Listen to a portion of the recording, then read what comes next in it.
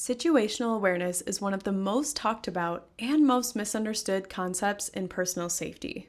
For many people, it gets reduced to vague advice like pay attention or trust your intuition.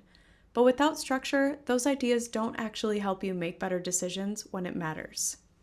In this episode, the conversation explores situational awareness as a trainable system, not a mindset. You'll hear why most people don't fail because they miss danger entirely, but because they recognize the right thing too late, after their options have already collapsed. The discussion breaks down awareness as disciplined perception rooted in responsibility, timing, and the ability to preserve choice before a situation turns physical. The episode also introduces the SEER-O framework: survive, evade, resist, escape, and opportunity, and explains how it functions as pre-contact Krav Maga, a way to recognize shifts in environment, behavior, and baseline early enough to avoid unnecessary confrontation, reduce legal and ethical exposure, and protect quality of life. This is a deeper look at what it really means to see clearly under stress, and how better decisions start long before a fight ever begins. Let's get into it.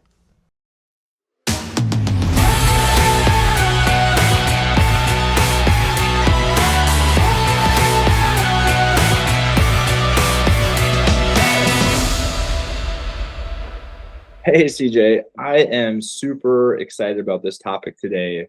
We're talking about situational awareness, and I think that that's something that is like maybe like a buzzword that can mean like a lot of different things. And so, like, what is situational awareness? Yeah, I think it's something that is widely misunderstood. I think people think of situational awareness as like the old Eddie Murphy movie, where he sees a guy in a bar during the summer with a long coat on, and he's like, "Oh, he's everybody look, he's got a shotgun hidden there." And that's fine, but most people think of situational awareness as you have to pay more attention, and that's really advice. It's not a system you can follow or replicate. In fact, the truth is, if you think about it, if you try to pay attention to everything, you don't really see anything. Hmm. And one of the challenges with situational awareness in terms of the models that exist currently is they were built with a couple ideas in mind, typically domains like the OODA loop and fighter pilots. Um, Ensley did some stuff with professionals, and RPD is about how people make decisions when they don't really have full information. And those things are all contextually driven. They're in domains where people are operating like firefighters or pilots or so on and so forth. So there's not really, at least in my view, a sufficient situational awareness model or system that people can be supported with in the civilian domain, right? And most people who think about situational awareness think that they fail to see something, but the truth is they fail to see the right thing, and they're very late then in their decision making, which would take us sort of into the Krav Maga domain. Like now I'm defending, right? Um, so if you think about situational awareness, it's really about preserving optionality in the space around you. So, public facing, big picture overview, people are like, "Hey, I just got to pay attention." And what we're saying is it's deeper than that. There's more than that. There's a system to it. It's not that like most people are getting caught by something they didn't see coming. It's they get caught because they saw it too late. That's right. And if you try to break it down into a couple of just you know bite-sized ideas, situational awareness at its most effective is sort of disciplined perception. It's linked to responsibility, which really means, are you alone or do you have a dependent with you? And you have to apply it early enough to preserve choice so you're not reacting to, a fight or violence. And it's so this is what's exciting for me is it's like it's something that can be trained because if we're just like, hey, pay attention better, like what does that actually mean, right? But this is a discipline skill that we can train and hone and go deeper on. 100%. And, I spent several months sort of researching and developing this model. And what I ran into a lot was people saying things like, well, if it's not paying attention, is it your intuition? But intuition is just your senses recognizing a pattern, but not being able to structure it into real meaning, right? Mm. So this, the KMW situational awareness system, for lack of a better term, systems makes a system or creates, I want to say systemizes, but I don't know if that's a word. It really makes your perception explicit and actionable, right? Does that make sense? Yeah, yeah, that makes sense. So, so intuition could be like pattern recognition, but lacking the structure that comes with it. And we're talking about is actually we've created that structure. That's right. And I'm not saying intuition is bad. In fact, if you talk about the most common intuitional sort of body response, it's a gut feeling, right? It's the actual feeling in your gut. And what's happening is your senses are perceiving patterns and they're making meaning before your cognition can actually make meaning. And that secretes, I don't know if it's enzymes or something in your stomach that creates that feeling in your gut that something's wrong. So before you even perceive or have cognition around a potential problem, your body is already responding to that pattern recognition. Well, intuition kind of makes me think of like Gavin de Becker's The Gift of Fear. And it's just like, if I'm afraid and I feel this sense of fear, almost like leaning in and trusting that. And I know he goes over some like pre-incident indicators, but what we're doing is more than that. Yeah, substantially more. I don't want to scare people away, but this is a real certification. It's broken up into modules. There are like these mini module tests and a final exam.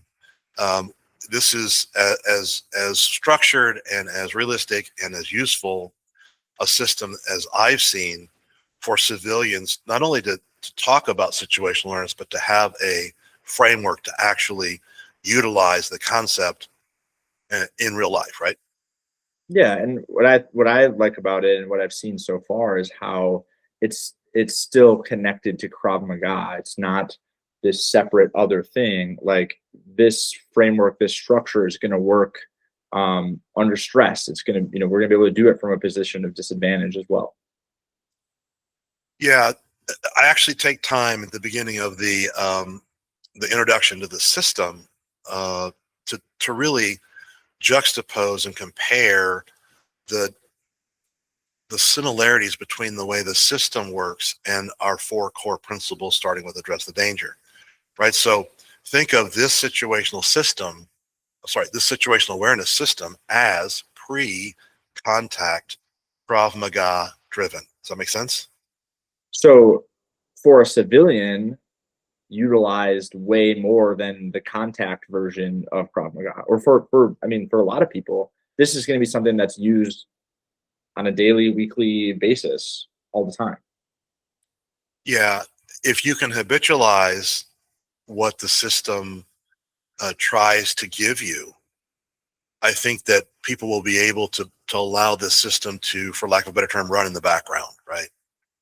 But it's not just walking around saying, is something different? Is somebody wearing a long coat when it's summer?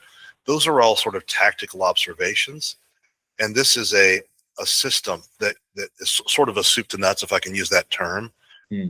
process for recognizing shifts in background, shifts in really in social and cultural, physical and structural, and personal behavior and flow and rhythm, if that makes sense. And so it's kind of creating a holistic, like before a fight, okay, during a fight, after a fight, and I feel like there's probably other considerations of like, well, who am I responsible for? Who am I with? That probably is going to shape how this situational awareness system functions. It does. When we talk about situational awareness in the context of responsibility, we're really talking about the context in which you're operating, right? Is it you? Is it somebody else? Is it peers and so on and so forth? And the vast majority of the situational awareness framework is structured to walk people through how to interpret their environment, how to identify changes in the baseline, and sort of what to do about it to some extent, right? And at the end of the day, the primary goal of situational awareness is to preserve optionality, is to preserve as many options as possible by seeing as soon as you can, so that you can never avoid the concept of going hands-on, right? The fight you win most is, or all the time, is a fight you never have to really prosecute. Hmm. Yeah. And so this could be I'm alone by myself in a parking lot. It could be that I have my son or sons with me. It could be that I'm protecting a person, or that I'm in a team of people protecting. Yeah, there are a number of different ways to think about this, and it's not so much like what you're protecting is actually a constraint, right? If it's just Yeah. you and you can leave quickly um, through the right exit to, I like to call it or think about it as escaping relevance. You are no longer relevant to the situation, right? That's Mm. unfolding, and so um, optionality or preserving options is what allows you to do that. But if you're with let's say you're with one of your boys, and they're doing jujitsu. Now they've had a knee surgery um, due to some crazy person in jujitsu ripping their ligament. I'm not saying that's going to happen, Joe. This Don't get seems upset. too real, CJ. Yeah, seems like this could, and they're on crutches, right? Yeah. That really changes the kind of risk that you're willing to take on, the responsibility that is inherent in who you're with and who they are to you, and your options are reduced. You are constrained, right? Mhm. So understanding that as a function of moving through space and time is critical, right? And I've talked to people in the recent past doing seminars. I did a seminar last weekend, and we had somebody show up who talked about being in a foreign country at a market, and um, two people who were married, and uh, both parties were in the market. One person showed up, a third person showed up with a knife to rob the vendor in the market, and one of the two parties froze, and the other party ran off, and um, that is indicative of not really understanding and internalizing your protection, your responsibility. Mm. And that does, obviously that does damage to that relationship, right? Because if if I'm out with my wife and something happens, she freezes and I leave her there by running. We both did something that was reasonable, or expected, I should say, in terms of your response to extreme stress, like fight and flight, and freeze, or even fawn. But in this case, one person froze and one person ran, right? Flighted. I don't know the right word there. Yeah. They ran off, and one person feels exposed and abandoned. And so this goes beyond just understanding situational awareness. It's also about responsibility, and on the back end, preserving relationships as well. Yeah, I like what you said about preserving relationships and how, the dynamics can change. I mean, I haven't thankfully haven't had to utilize my self-defense Krav Maga training in a lot of places, but one of the things that was eye-opening for me is as a later teenager, I did a lot of like hanging out at the skate park and doing rollerblading and stuff. And I ended up in a situation where I was on the ground and a few people were kicking me. And I'd done lots of karate at that point, but it didn't even occur to me to like do kicks from the ground, like because we hadn't done that in karate, even though that's like a level one Krav Maga thing. But the reason I'm bringing up this story is at the same time, like I was there with friends, and since the friends hadn't thought about situational awareness or protection context, they just stood there and watched me get kicked while I was on the ground. And that truly did damage the relationship. I was like, man, I thought you guys like would have my back, thought you'd be there to protect me. But looking back, it's like they probably didn't even know what to do or how to do, and everything happened so fast. So um, our situational certification, the things that we're guiding are going to connect to that in some way. Well, I'll give you an example. In this example, I think that you brought up, if you're with friends uh, and they know you as someone who does Krav Maga and who will, I think, very shortly be a situational awareness expert, one of the things you want to say is, do we have a shared responsibility here, Mm. or do we not? And I can tell you from the group of friends that I have that I move with, there's not shared responsibility. They're absolutely clueless about what to do if there's violence, which is understandable. They don't train. And they're more likely to get caught up in a freeze situation, right? And your friends probably froze. They probably, whoa, I've Yeah, never seen definitely. this before. And if I don't go any closer and I freeze, maybe things will be okay for me. So there's, for lack of a better term, a survival instinct that kicked in there. And they were probably caught in a fear loop. So what you're describing isn't unusual. It's something that should be, should be talked about. I would just say this about responsibility or protection. Uh, the context is determined by risk tolerance. Um, Timing thresholds matter, particularly if you're trying to escape. You have to be certain about, and you have to triangulate and understand when there is acceptable escalation, which is contextual. And then you need to think um, you need to think beforehand, what is my legal exposure, right? So a lot of that is articulation, being able to articulate what you did and why you did it. And when you articulate, maybe not right away with the police, but maybe after you've had a chance to articulate to your attorney what happened. But these are all things that people will be able to think through within the situational awareness program we've got about to be served up for them. Yeah, that's awesome.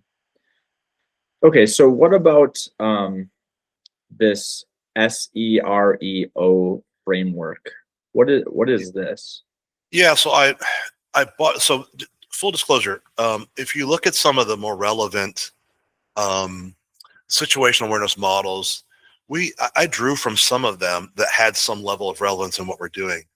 It's just I couldn't use major parts of them because of things like applied domain expertise and context outside the civilian world. But one thing I could use is the concept of SEER. And SEER is a common military term, survival, evasion, resistance, and escape. And what I did was I added an O on the end, which is sort of a meta layer. It's like identifying opportunities, right? Hmm. So in a situational awareness context, when things are going south or danger is emerging, the four things you might think of most readily can be encapsulated by the concept of SEER, which is, how do I survive this? How do I evade this? Resistance would be, well, now you're doing Krav Maga, and escape is, where can I escape? How can I escape given my responsibilities? If the crowd moves, which exit's going to create a bottleneck? So there's a layer of intention around the framework that allows people to think about it in the same way people would think about it in the military, if that makes some sense to you. Yeah, that makes sense. And I mean, people before they start training in Krav Maga, I hear all the time, they're like, "Oh my gosh, if something terrible happened, I would have no idea what to do." And then I think there's a transition that's made at some point along the journey where people are like, "Man, I think I really know what to do," whether they do or not. And they might have the tendency to want to default to the R, the resistance. It's like, oh, if there's a problem, well, I'm just going to solve it with the Krav Maga that I know how to do, which, like you were saying before, there could be a problem with that. That might not be the best solution for the situation at hand.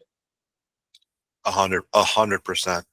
I think we like to think about Krav Maga as this really powerful, advanced Swiss Army knife that will get us out of any situation, and that's the intent when you were in the resistance phase. But the truth is, and just like you described, most civilians default to resistance for two reasons: they don't see things fast enough, or they think that's really the only viable response. Hmm. But if you move away from that, real success in situational awareness is really how can I notice shifts that become dangerous in the real world and shift to either evasion or escape. You will save more lives that way. You really will. And you may save your quality of life as well. I Yeah. would say when you're thinking about Krav Maga, the goal isn't to win a fight you don't have to prosecute. It's to choose the right posture at the right time to create the most optimal outcomes for the most people that you can impact. So if we started at the S, which is survival, this could look like staying functional under pressure. But what would be like an example of responding in S, survival? Yes, so survival is truly functional. It really means that something has happened.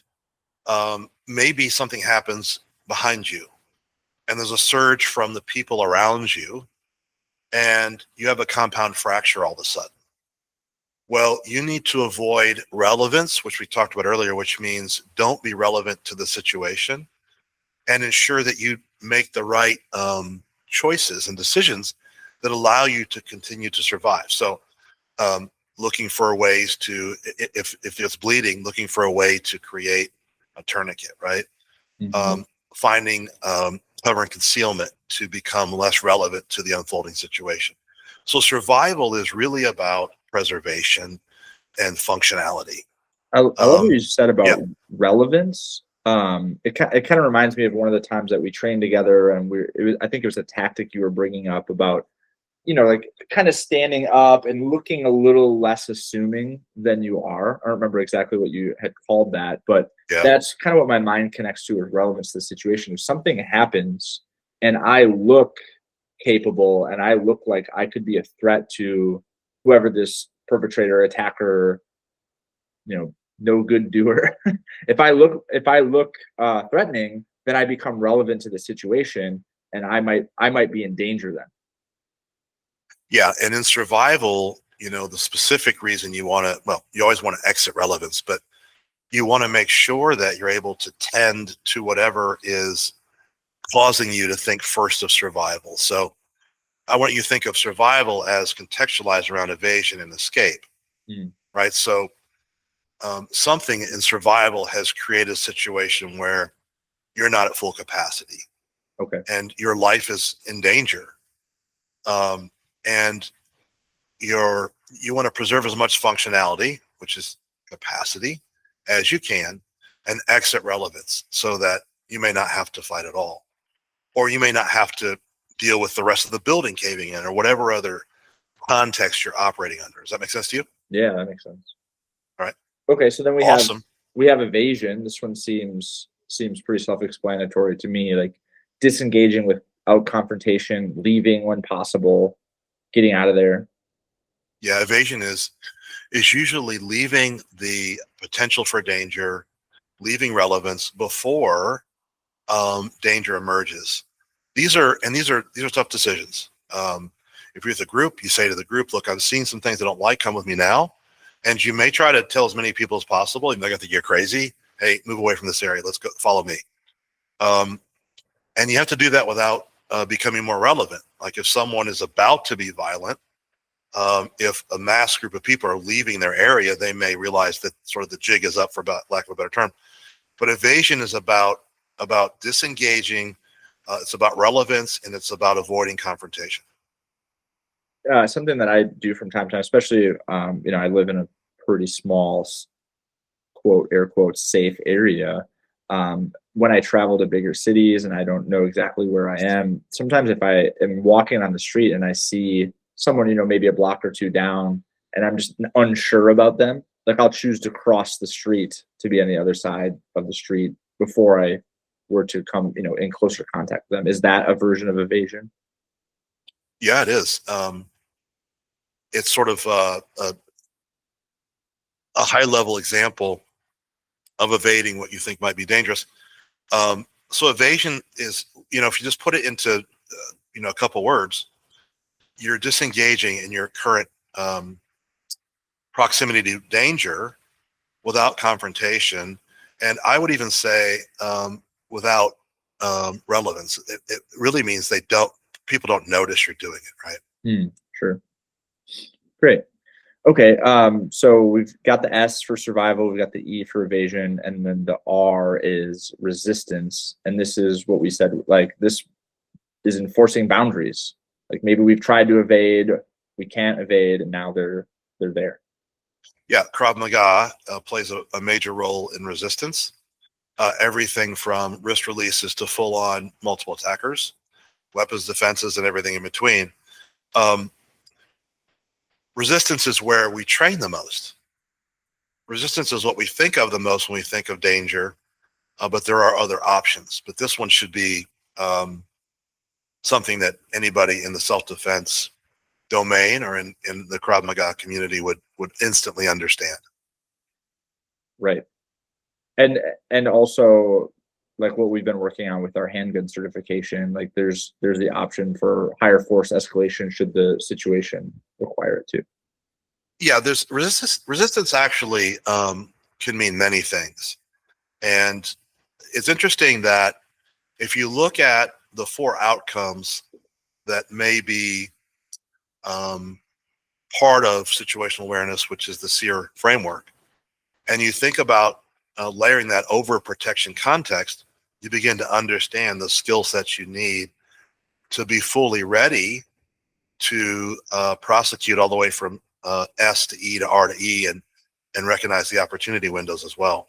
So most people think of resistance as, you know, putting the old knuckle sandwich, right? Yeah. But resistance could be something as simple as fast training, where you're enforcing a boundary, you're using alpha commands, you're trying to preserve space. So anything from that all the way to you're fighting for your life would be encapsulated in the concept of resistance. Awesome. And E for escape. So this is breaking contact from the person or from the situation, leaving after something has happened. Yeah, evasion is sort of disengaging. Escape is breaking contact with the problem space. Does that make sense to you? Yeah. Like, okay, I thought there was going to be a problem at the restaurant, but I evaded detection and relevance, and I wasn't pursued, and now I'm home. Okay, well, you've escaped, right? Nice. So you don't have to go in order necessarily. Like No, it's this is right not overall. right. This is so SEER is not an order; it's a continuum. And we talk about opportunity as a SEER-O framework, which is really important because that sort of drives home the concept that this is a continuum, and preserving optionality creates opportunity to shift between the modes we have in SEER. So you may first be in evasion. You may get caught trying to evade. You may resist, and then an opportunity might present itself to escape. So getting stuck in one mode of SEER can be disastrous. So it's not a sequential concept. It's really something that is a living concept that can be used and developed and thought about as how to optimally deal with or prosecute the potential for a threat and optimize your window for survivability and quality of life. So I mean, inside of escape, it's broad. There can be a lot of things, but just to pin down to one example, it's even like we've done a defense Krav Maga, like someone's choking us. We did a defense. We've used resistance, and now it's also like how we back up or disengage. Like I think about newer students where they do a couple different things. Like they do the defense, they kick, and then they just like drop their hand like the fight was over, right? Or backing up into a fighting stance, looking for additional things that are happening around us. Yes, that's a good example. And so, when I was at the seminar this last weekend, I kept stressing, in Krav Maga, if we're attacked, we throw a surprise party, right? Surprise, it's not going to be easy. And we always leave the attacker with parting gifts, and then that allows us to escape, right, to great distance. And it's a great example of if you're in a proximity to danger and your posture is resistance, you have to eventually move from resistance to escape, or at least evasion. and then maybe more resistance and escape. And that's why the SEER-O framework is this living, breathing element of how you are driving your situational awareness and your response to the environment around you. So the O is opportunity, and it's recognizing the window that makes one of the other elements possible. Yeah, it's recognizing any number of windows. It's sort of a meta skill. It's layered over SEER so that you can more directly and more intentionally drive an optimal outcome within your framework.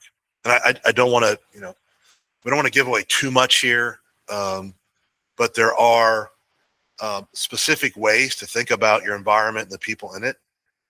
There's specific, and then there's how you deal with that environment and what emerges therein. And so O is opportunity, and opportunity goes back to really preserving as many outcomes as possible, because once you move through a decision threshold and it's no longer an option, you're stuck with where you are in that SEER-O framework. Okay, so I mean, obviously I want to go home safe, but it's not necessarily that I'm trying to like win the fight or what's going on. It's just choosing the right posture at the right time. Yes, yes. Now, some people will say like, I can't deal with that. I want to save as many people as possible. And I respect that 100%. You just know that going in, and your situational awareness personal model sort of reflects that. That then becomes a conversation about recognizing danger early, posturing, angles, distance, improvised weapons. You're kind of moving back into the pre-contact Krav Maga that is going to evolve into real physical confrontation. Wow, this is awesome. So where does awareness start to fail under stress? Well, stress is the thing that creates a physiological, biological response that we want to inoculate ourselves around. When I say that, inoculation is not a destination, it's a journey. You can never be fully stress inoculated. But if you think about under stress, we talk about it from the concept of TURD, T-U-R-D, which is things are stressed, they're uncertain, they're rapidly evolving, and they're debilitating physically, emotionally, mentally. And part of that is your vision narrows. You either lose visual tracking or create tunnel vision, which is a problem. You lose up to 50 IQ points, which puts most of us at the clinically retarded range of IQ, which is not good. You often have what's called auditory exclusion, which means you're not hearing well or hearing anything. And time is distorted. Things can go in slow motion. You can react very slowly. That's because all the mental power from your ears and other places is generated into your eyes. So you're seeing more frames per second, for lack of a better term. So it turns into fixation. It turns into tunnel vision. It turns into fight, flight, freeze, or fawn, or overreaction. Right. So all these things are created by stress, and so we have a little bit of sort of a stress management protocol that goes into situational awareness that should be practiced daily. And there are even, so we can define it, the stress continuum, we have color codes as well, which adapts, Jeff Cooper's color codes in a different way. A lot of times we think about situational awareness not being a failure, but because of the framework, but because your internal system was not regulated to be able to stay in the moment and make decisions. So that's where we kind of think about stress. Yeah, there's a couple key things in it that like really stood out to me. One, I hadn't actually heard the IQ point dropping 50 IQ points. That makes total sense. I mean, just in my own training and training with students, I think people get really hard on themselves when the stress is turned up and their techniques and things start to fall apart. But I think that's the that's the beauty of Krav Maga, is the simplicity of it. Yep. And hopefully the beauty of situational awareness too is like if it's simple and repeatable and can be practiced, then our muscle memory or our myelination will pick it up. And that's why people can perform better under stress the longer that they train and practice or more reps that they put in. Yeah, when I talk about it to my students and we talk about Krav Maga, the way it was developed, why it was developed that way, gross motor skill orientation, harnessing instinctive reactions, that's all part of the stress response. But I think about it this way. If you think about the narrative around a stress response, you tell people you lose your fine motor skills, so you're clumsy. You lose your hearing, so you're clumsy deaf. You lose your visual tracking, so you're clumsy deaf, half blind, and functioning at a clinically retarded level. That's where you find yourself under stress.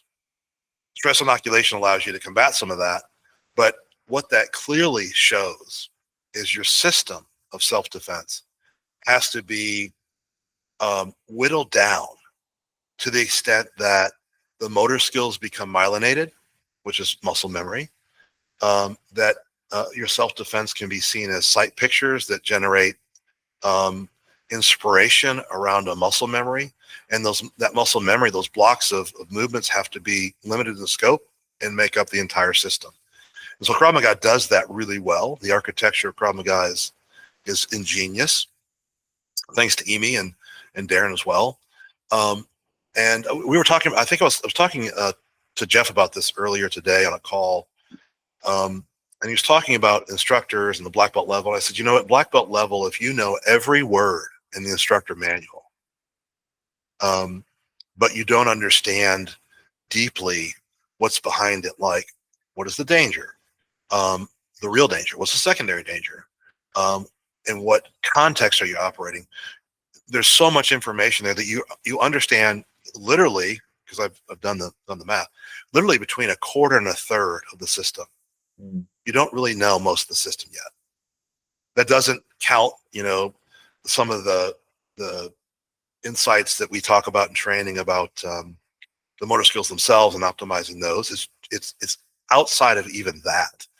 And I think people would be remiss to think about expanding horizontally their self-defense training before they really understand and engage in and put effort into the vertical development of the system and their understanding of it, and reducing the number of movements they make to just a handful. I'm on a soapbox there, but I probably forgot what question you asked, but I wanted to get that out. No, I love that. I think that reducing the movements to a handful and keeping it as simple as possible is what just allows it to work under stress, because untrained self-defense and also untrained awareness collapses into people getting fixated or like a tunnel commitment. Like I've seen that in drills where someone's like, I gotta deal with this, even though there's a gun to their head or a knife at their throat. They're just stuck on one thing, or an overreaction, or like the example I said earlier where my friends just like froze. So those things happen when people aren't trained or when they have too many options. Yeah. Yeah. I think that, what I tell people a lot is that you can do martial sciences or martial arts. I just want to be clear about this again. I love them, right? We often say that we use jujitsu. We don't do jujitsu. And the reason we use jujitsu is there are responsibilities and protection, or the contextual protection sort of responsibilities or risks that where jujitsu or judo are most appropriate, right? If you're in your home and someone's trying to get your significant other or a kid, you may decide that what you want to do is hold them down while they escape. They'll go back to SEER-O, right? So I have a family I work with here in Houston, and I just introduced this concept to them. They just went through this last training of the weekend, which was really amazing. And they're practicing with their kids in the home. Like, what happens if somebody comes in? What if dad is holding them down? What do you do? Well, you listen to mom. If mom's not there, you practice this evasion/escape protocol. Where do you go? What door do you knock on? What do you say? Do those people know you're coming?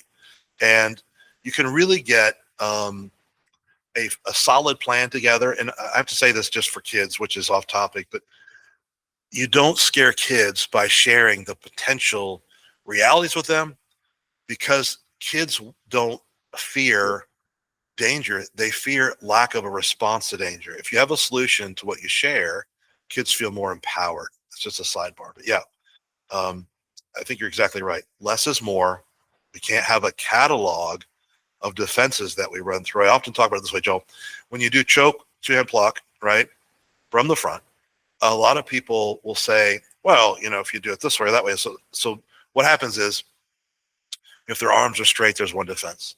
If their arms are bent a little, there's another defense. If their arms are bent a lot, there's a third defense. If there's one hand on you and one hand on your shirt, grabbing your shirt, there's not. Okay, if you have 5 defenses for every basic attack based on small differences in the attacks that are essentially the same danger, you're going to grow a catalog of 1,000 to up to 2,000 responses. And if you do that, the cognitive load will destroy your students. So I loved jiu-jitsu. After UFC 1, I was all about jiu-jitsu. I did gung fu, which is kung fu, which was Jun Fan, which was JKD, and sort of the maturation there. I've done hardstyle karate. I've done, I love Muay Thai or Thai boxing. I did that for a long time. I love boxing. It's the sweet side. You could go on and on and on. They're all useful, but they're all limited in application because they're usually targeted towards, in some respects, in some instances, a confrontation with one person around rules. And that's on purpose. Why is it on purpose? Because the more rules you have, the more intricate and amazing and innovative you can be. And the fewer rules you have, the more you have to stick to these gross motor skills. Anyway, another soapbox moment. Sorry. Well, yeah, just to pile onto that, like I think also having those rules inherently creates a safety for a sport.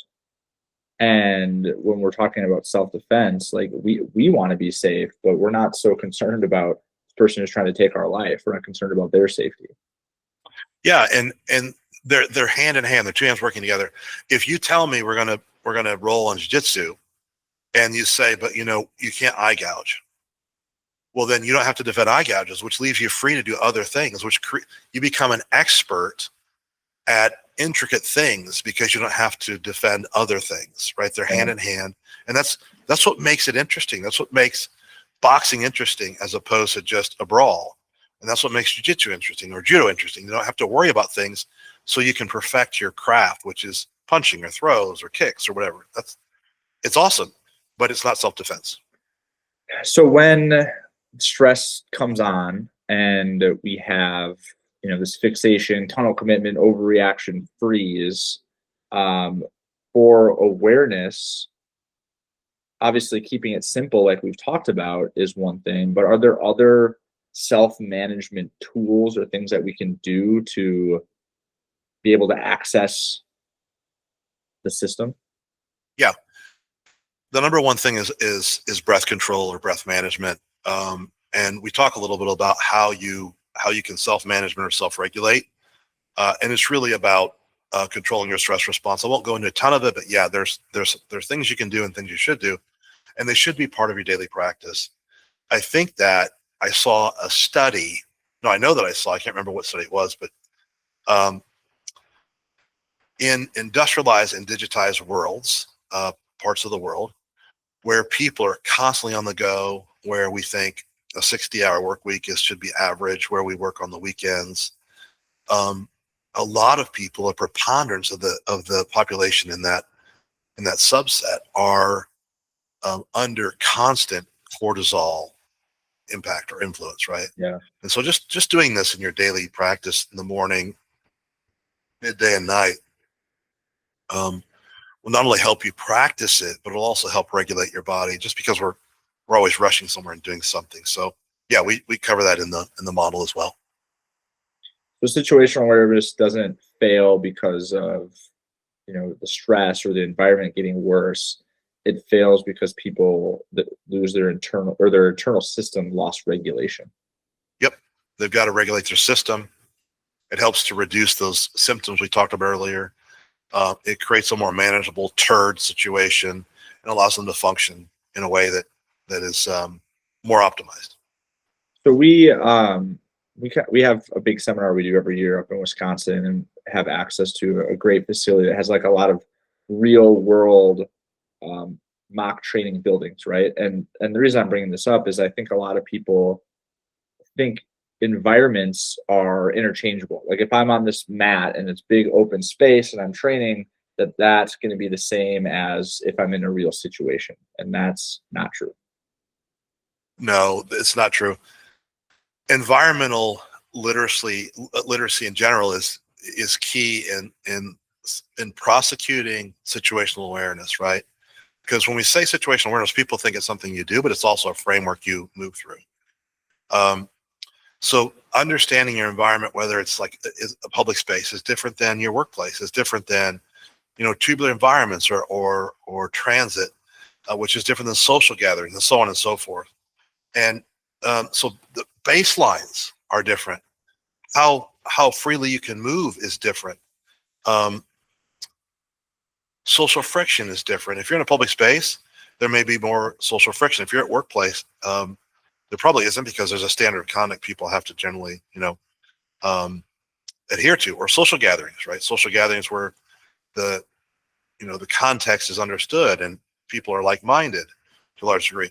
All those things play into how do I identify what the baseline of behavior is, and so judging or understanding those baselines is of the utmost importance.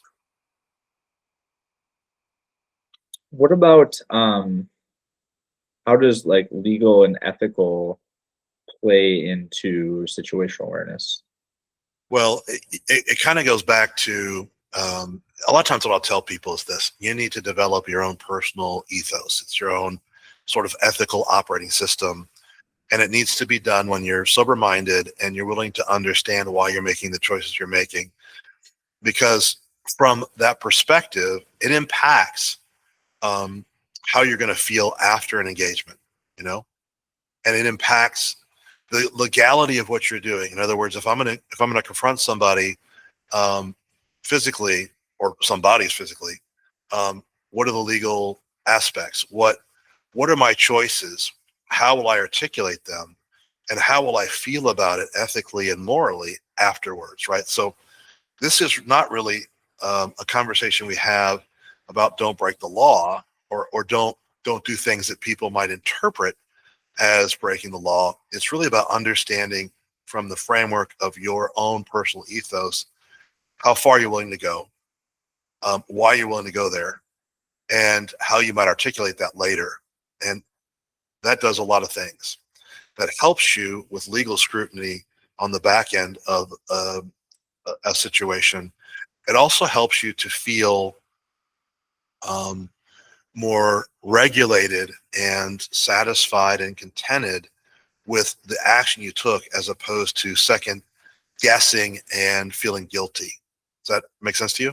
Yeah, it makes sense to me. It also makes me think about your story and like what you started on Krav Maga, being robbed at gunpoint.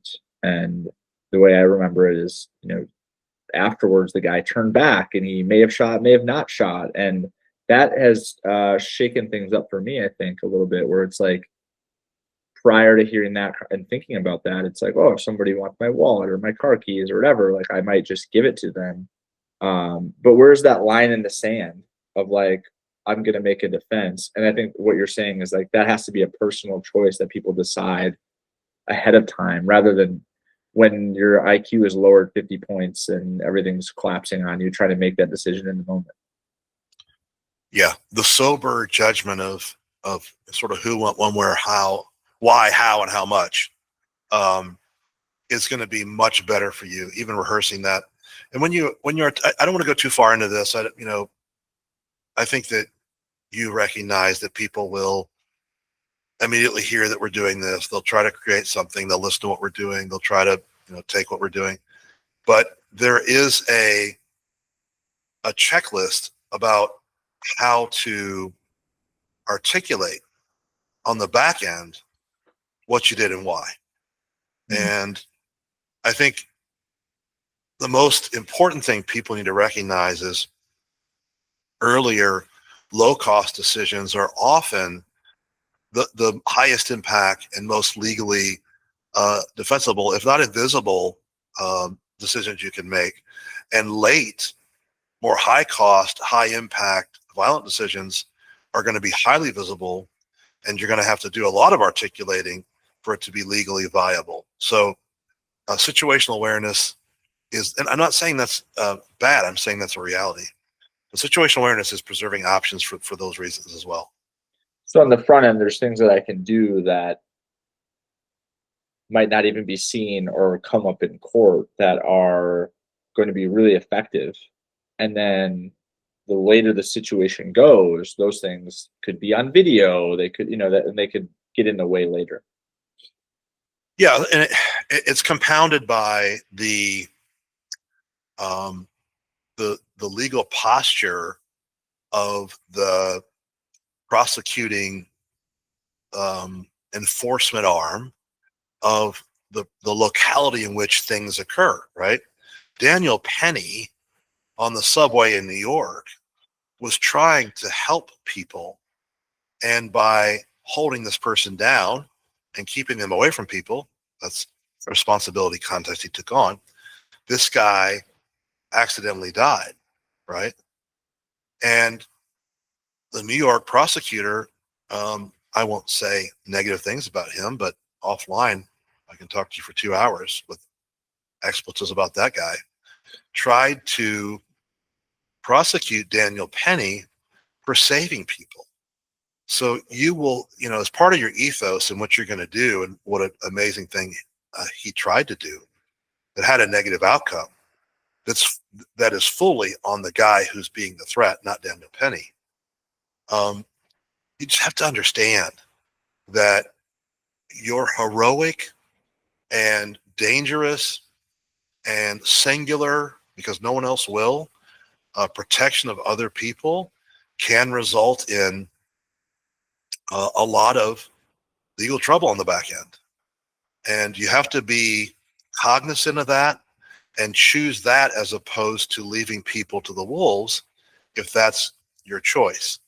I remember seeing video from 2 detectives talking to Daniel Penny and literally trying to walk him into what looked like a manslaughter or a murder charge, and just thought, I have no respect for those people. I personally think what they were doing was unethical and terrible. I can give you some more words for that later. And you have to be aware of who's prosecuting what in the area in which you're deploying your self-defense in this case, or your defense of others. So what I'm hearing is that the situational certification and course is covering the before, the during, and the after. What is the course? What does it actually do? Yeah, so there's some considerations that cover before, during, and after, right? After action. But essentially, the course creates early recognition, right? We get square on what our responsibility is. We talk about SEER-O and what mode we're going to be in. There's a level of sort of emotional discipline. There's ethical and legal coherence, for lack of a better term. And then there's some post-incident stability that can come from not only how you articulate what you did, which we have those questions and the questions you need to answer and why, but also the ethos exercises that people should go through. So we really take people through the kind of intellectual and mental gymnastics that need to be done to justify how they move through the SEER-O framework. So essentially, we're training decision makers. I mean, that's a great way to think about it, right? We're equipping and training decision makers so that they can make decisions that they can live with, and we're doing that through this framework that I think is really pervasive. And I think with everything I've heard, it's just back to the point you made about reading every single point in the instructor manual, doesn't necessarily mean that somebody comprehends and understands the system fully. And I think a certification like this helps us go vertical, helps us deepen our connection and knowledge of Krav Maga. And I think we'll discover, and you've discovered already, how all of the pieces play together, and it'll give us more ownership, more command over our Krav Maga. Yeah, I think the biggest problem with situational awareness is it's ethereal. People don't really understand it. They talk about it in generic terms that don't create action, and in the end, can actually create a less optimal or a suboptimal outcome. Because when you say to someone, well, you got to really be aware. It's like, well, if I'm trying to be aware of everything, I'm not seeing or recognizing anything. So yeah, I think I mean, you looked at it, I think it's a fantastic way for people to, who are, especially in the martial arts, who understand that resistance is a possibility in the world and are preparing for it, but want to prepare for pre-contact resistance and want to really understand it from that perspective as well. Well, actually, just when you said, "Oh yeah," for people that are in the martial arts, it made me just think about how valuable this is for realtors, school teachers. I mean, there's a litany of like, I mean, for everyone, right? Like this is a life skill. It is a life skill, and it does boil over. It can be applied, to a large degree in leadership positions in business at large and parenting, teaching people about crowd dynamics. I think even things like high stakes decision making, people can revert to, where am I in the OODA loop? Where's my competitor in his OODA loop? We use OODA loop at the school to help students understand if someone's attacking you, they're on act. If you can counterattack and keep them from moving back to act, and you can work inside their OODA loop, you can win the altercation. So people then have this impetus, or students have this impetus to continue the attack, retsive and constant directional pressure, and the things that we talk about inside our community. So it only reinforces what you're already doing and really expands, so that you're not, look, I talk about it this way: if you're only doing self-defense, you're looking at the world of danger through a keyhole. And this this coursework will create 50 keyholes in the door for you to look through. Does that make sense? Yeah, and I don't know if I've talked about this before, brought it before, but one of the mentors in my life, we were talking about an issue or a problem, and this person happens to like own a bunch of real estate, and he kind of brought this idea up to me of like, people tend to solve the problems with the resources that they have. So for him, he's like, well, do you need more space, or do you need, like that sort of thing, because he's got real estate. And I think that that's an interesting thought for self-defense practitioners, where it's like, if all I have is Krav Maga, and that's the only way I can't punch or kick every problem that comes my way. Adding in this element of situational awareness, it's not just about being ready for violence. It's about being able to remain capable of intelligent choices when things are deteriorating. Yeah, I would say, the way people say that is, if you're a hammer, everything looks like a nail. Yeah. And what we're doing is saying, let's build your toolbox for you. Yeah, that's awesome. I'm super excited for this. Situational awareness is launching soon, and we hope to see all of you there with us. Absolutely, 100%. All right, see you, CJ. Thanks, Joel. Thank you for listening to the Krav Maga Worldwide podcast. To access additional resources, read show transcripts, or to submit your questions and topic suggestions for future episodes, visit kravmaga.com/